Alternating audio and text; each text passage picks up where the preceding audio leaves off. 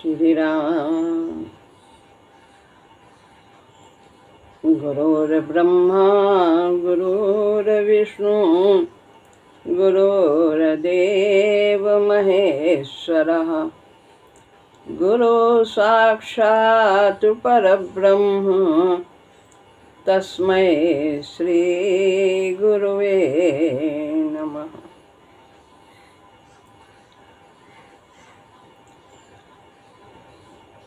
श्रीमद् भगवद गीता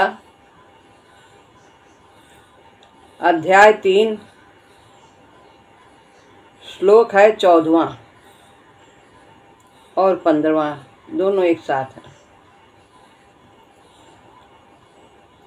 अन्नाद् भवन्ति भूतानि पर्जन्यादन्न संभवा यज्ञाद् भवति पर्जन्यो यज्ञः कर्म समुद्भवः। 15वां श्लोक है। कर्म ब्रह्मोद्भवं विद्धि ब्रह्माक्षर समुद्भवम् तस्मात् सर्वगतं ब्रह्म नित्यं यज्ञे प्रतिष्ठितम्। यहाँ वेदों के बारे में बता रहे हैं और प्रभु की कृपा तथा यज्ञ का भी वर्णन है। अन्न से भूत उत्पन्न होते हैं, यानी प्राणी उत्पन्न होते हैं। बादल से अन्न पैदा होता है और यज्ञ से बादल होता है और कर्म से यज्ञ की उत्पत्ति होती है। ये अर्थ है। दूसरे का भी 15वें का भी अर्थ पढ़ते हैं। कर्म को तू ब्रह्म से उत्पन्न हुआ जान। ब्रह्म अक्षर से पैदा होता है, अक्षर। इसलिए सर्वगता ब्रह्म नित्य ही यज्ञ में प्रतिष्ठित है। पिछले श्लोक में कहा था कि अपने लिए पकाने वाला पाप खाता है। क्या पकाया जाता है? अन्न। उस अन्न का यज्ञ से घनिष्ठ संबंध है। इसका पता हमें 14वें श्लोक से चल जाता है। तो जो स्वार्थी है, जो अपने लिए ही कार्य करता है, वो पाप ही बोता है।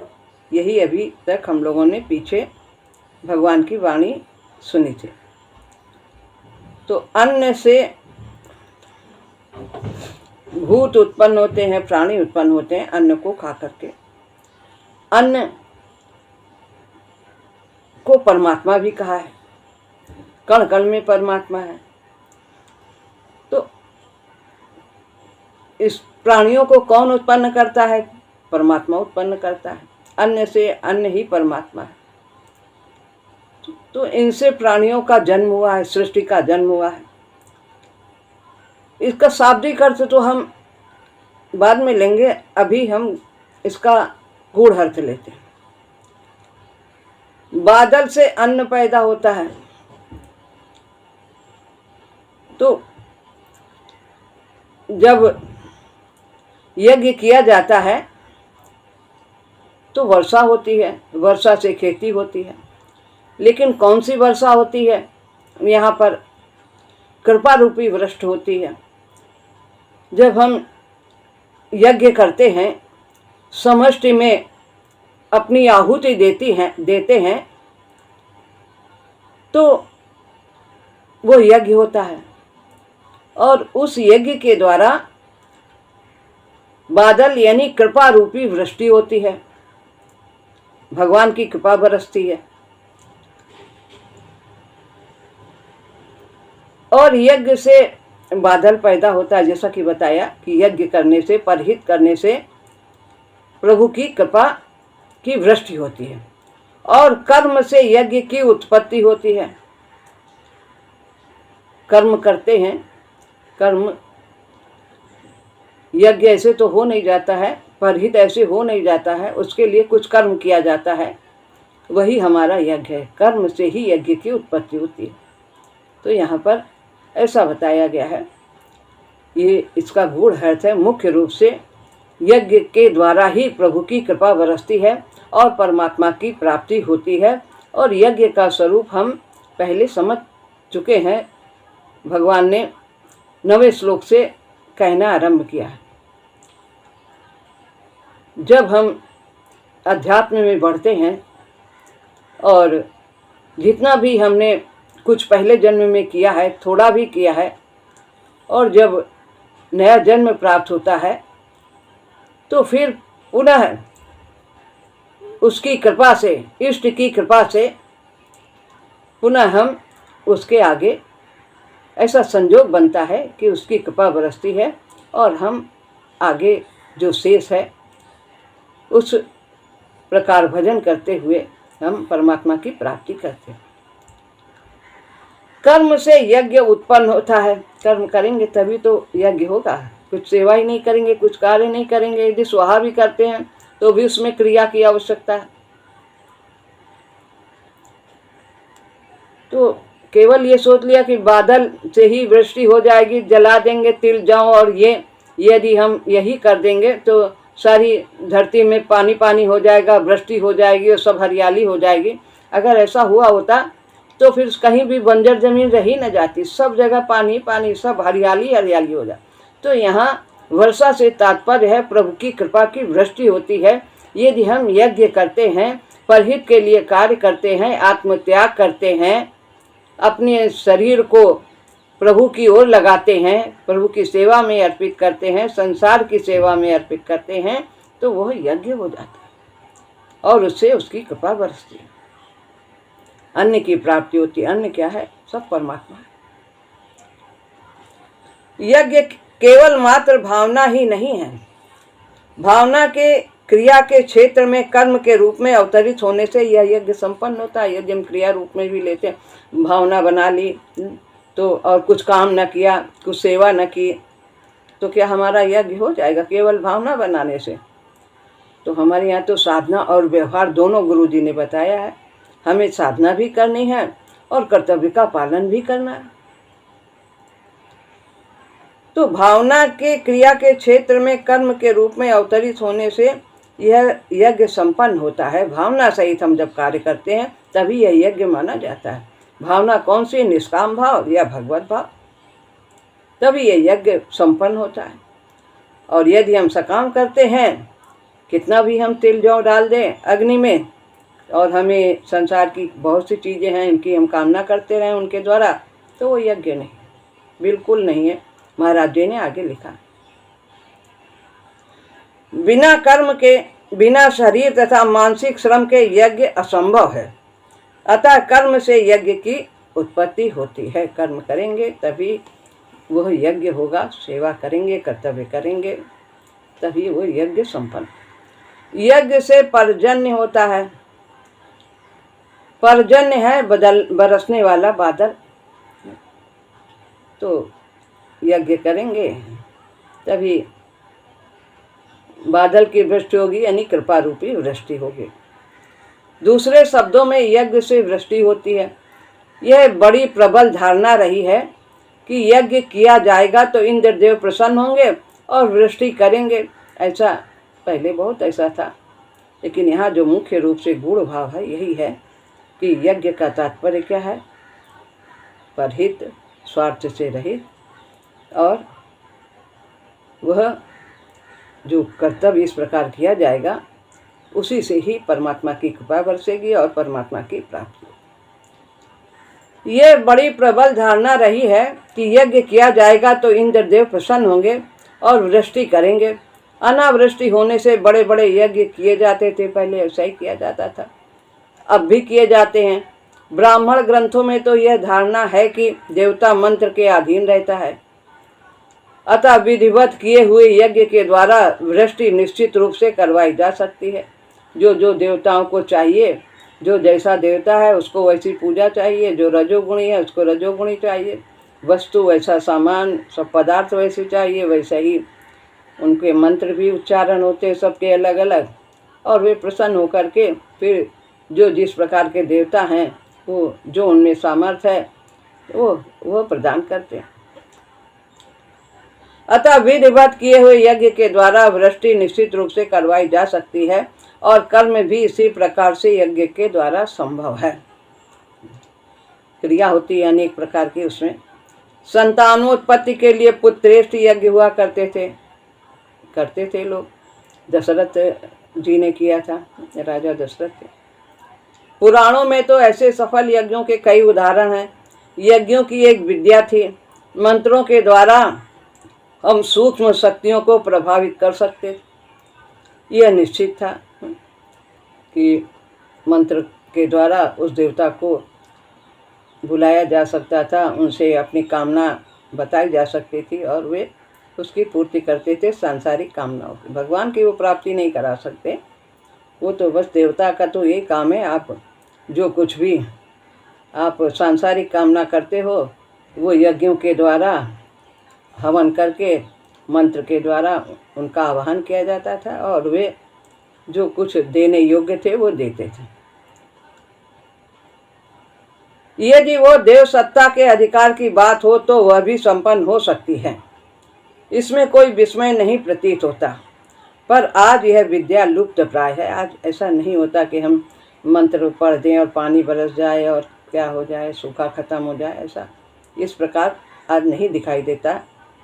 इस प्रकार की उपासना को ग्रहण करने वाले देवों के पद भी और इस प्रकार के देवों के लिए ऐसा लगता है कि यह आजकल नहीं दिखाई देता, प्रतीत नहीं होता।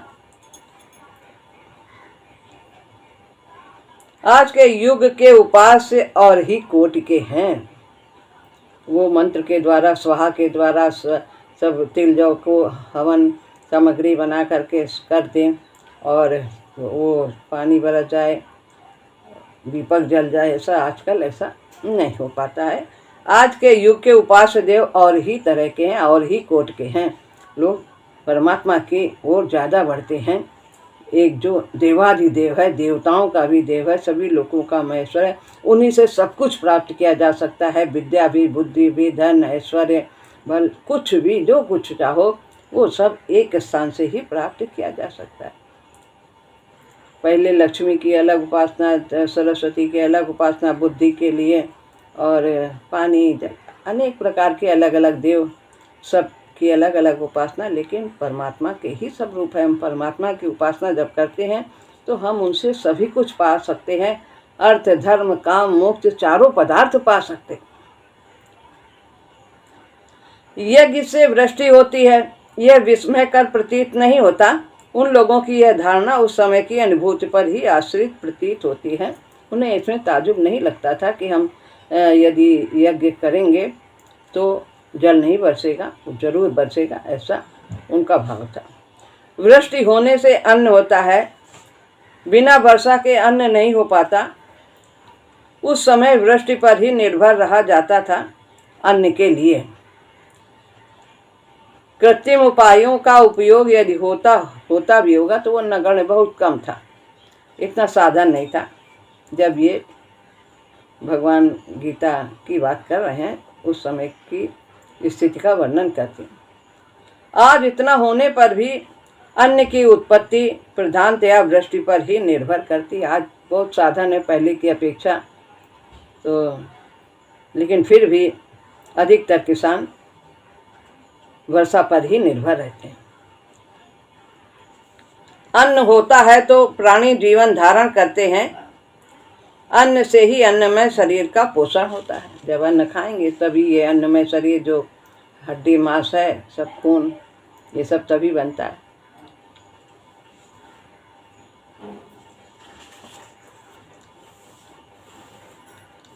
इस प्रकार अन्न का यज्ञ से इतना घना संबंध है।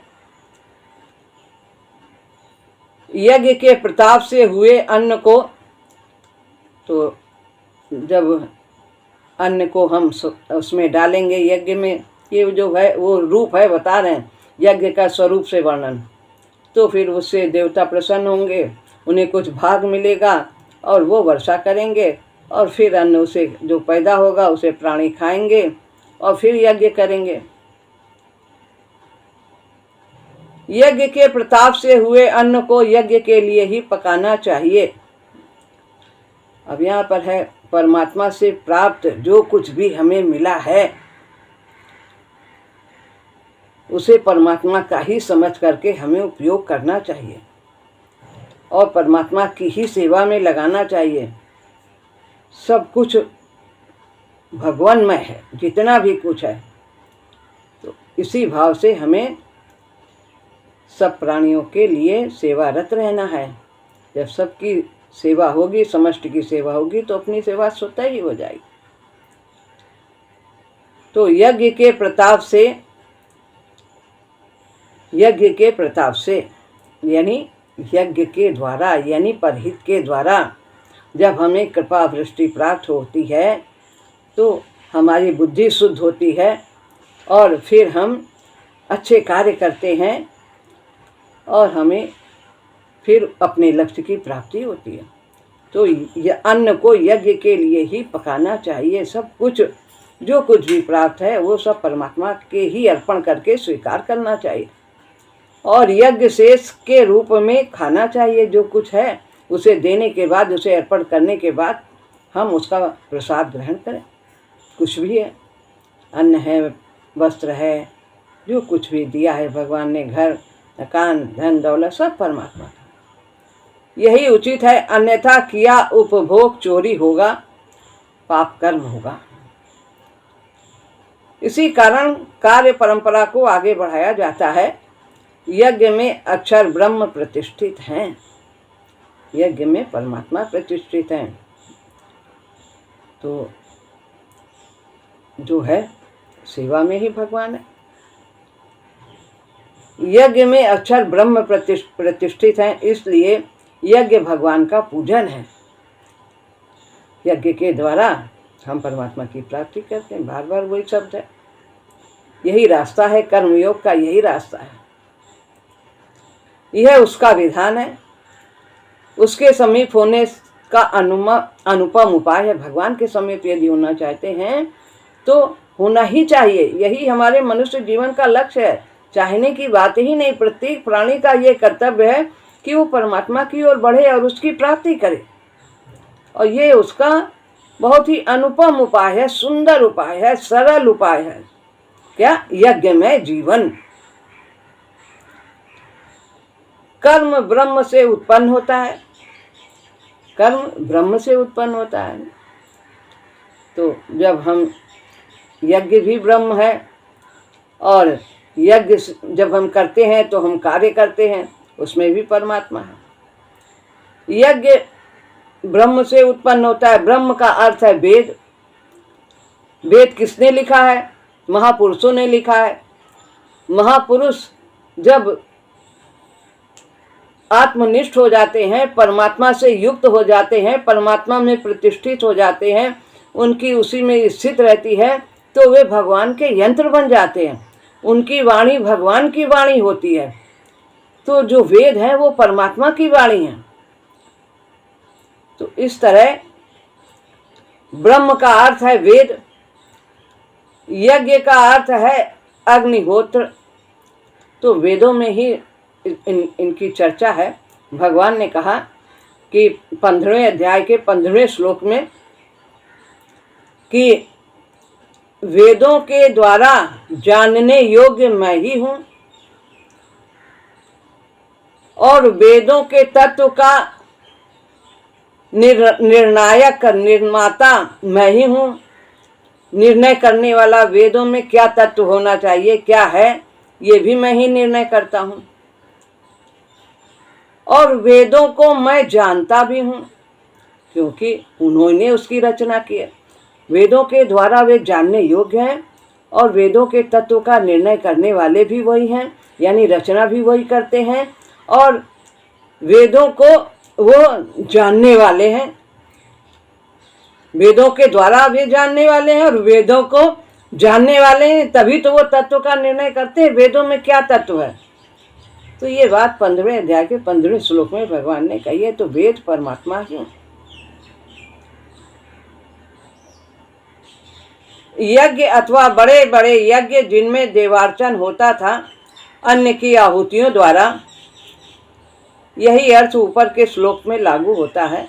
ऐसा पहले प्राचीन काल होता था कि देवताओं को प्रसन्न करने के लिए, वृष्टि आदि के लिए ये सब यज्ञ आदि किए जाते थे और इसी पर कृषि निर्भर थी, अन्न इसी से उत्पन्न होता था। यज्ञ के विशाल रूप का ही यह यज्ञ प्रतीत है। तो विशाल रूप तो वही है कि यज्ञमय भावना। थोड़ी देर के लिए ये अग्नि होम कर दिया, वो नहीं, जीवन में यज्ञमय भावना ही हो जानी चाहिए, व्याप्त हो जानी चाहिए। तो हमारा जीवन ही यज्ञमय होना चाहिए।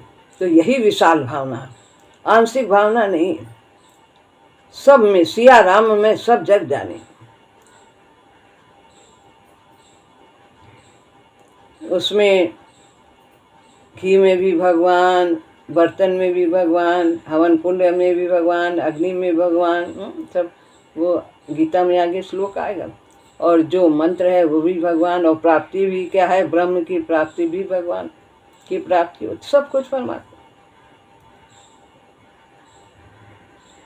ब्रह्मेव तेन गंतव्य ब्रह्म कर्म समाधि। तो सब कुछ परमात्मा है।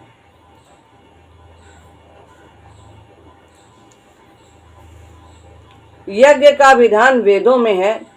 ब्राह्मण ग्रंथ वेद के ही अंश हैं, कल्प सूत्रादि भी वेद के ही भाग हैं।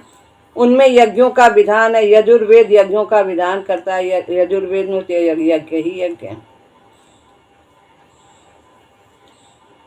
अतः यज्ञ विषय कर्म की उत्पत्ति वेद से है। वेद अक्षर से उत्पन्न हुआ, यानी परमात्मा से उत्पन्न हुआ। अक्षर यानी जो जिसका अक्षर न हो, वेद को परमात्मा ने ही उत्पन्न किया। भले ही महापुरुषों के द्वारा रचा गया, लेकिन वे महापुरुष परमात्मा के ही अंत हैं। लोक में क्षर और अक्षर ये दो पुरुष हैं। द्वाविमौ पुरुषौ लोके क्षरश्चाक्षर एव च क्षरः सर्वाणि भूतानि कूटस्थोक्षर उच्यते। अर्थ है, लोक में क्षर और अक्षर ये दो पुरुष हैं संसार में। क्षर यानी जो जड़ है, प्रकृति जो सब दिखाई दे रही है, वो क्षर है, नाशवान है।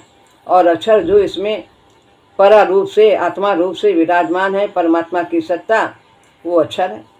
ये दो प्राणियों से ही, दो तत्वों से ही संसार की रचना है। सभी भूत तो क्षर हैं और कूटस्थ अक्षर कहा जाता है। जो बिल्कुल कूटस्थ की भांति स्थित है, उसमें कोई परिवर्तन नहीं होता है, वह अक्षर ब्रह्म है। कूटस्थ सत्ता अक्षर ब्रह्म है।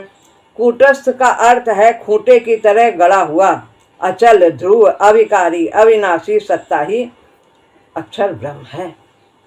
वो परमात्मा जो अचल है, कहीं उसके जाना आना नहीं पड़ता। ध्रुव सत्य है, अविकारी, उसमें कोई विकार नहीं है, अविनाशी, उसका कभी भी किसी भी काल में नाश नहीं होता है। यही अक्षर ब्रह्म है। वेद ब्रह्म है, वो अक्षर ब्रह्म नहीं है। वो सर्वगता ब्रह्म नहीं है, वाणी है भगवान की। इन दो विशेषणों के प्रयोग से ब्रह्म के अर्थांतर को स्पष्ट किया गया है। अक्षर ब्रह्म तो चेतन सत्ता है, जिसे सांख्य, जैसे कि गीता को भगवान का वांगमय स्वरूप कहा जाता है। वाणी है भगवान।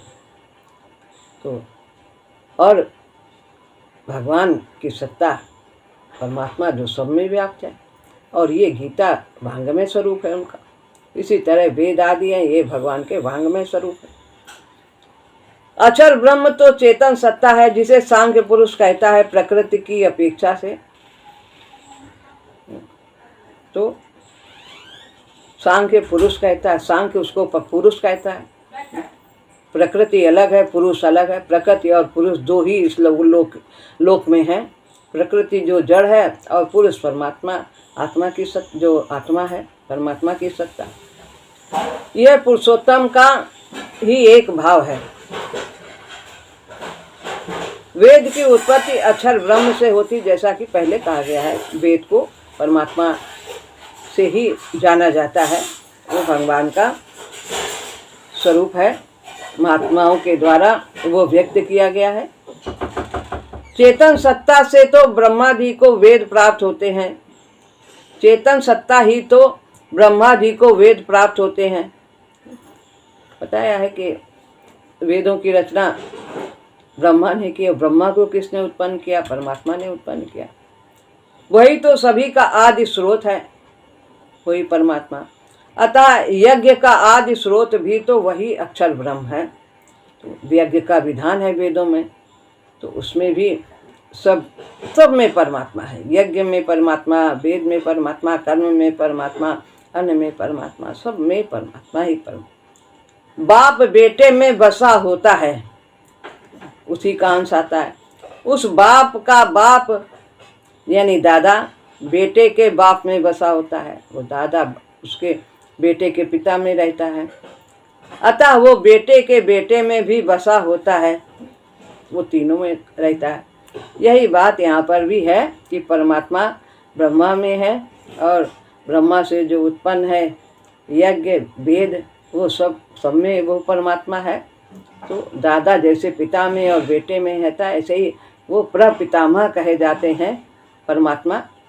तो इस तरह पितामह ब्रह्मा जी कहे जाते हैं, और ब्रह्मा जी को भी उत्पन्न करने वाले परमात्मा। इसलिए सर्वगता ब्रह्म नित्य ही यज्ञ में प्रतिष्ठित है। ब्रह्म से वेद और वेद से यज्ञ, अतः ब्रह्म वेद में निवास करता है और वेद यज्ञ में निवास करता है, मंत्र आदि उसमें रहते हैं। इसलिए ब्रह्म यज्ञ में निवास करता है, जैसा कि अभी दादा और बाप बेटे का उदाहरण दिया गया है। सर्वगता जो सब जगह गया हुआ है, उसको कहीं जाना नहीं है, पहले से पहले सब जगह उत्पन्न रहता है परमात्मा। आत्मा सर्वत्र व्याप्त है, जो पहले से ही सभी स्थानों में प्राप्त है, सामान्यतया जिसे सर्वव्यापक कहा जाता है,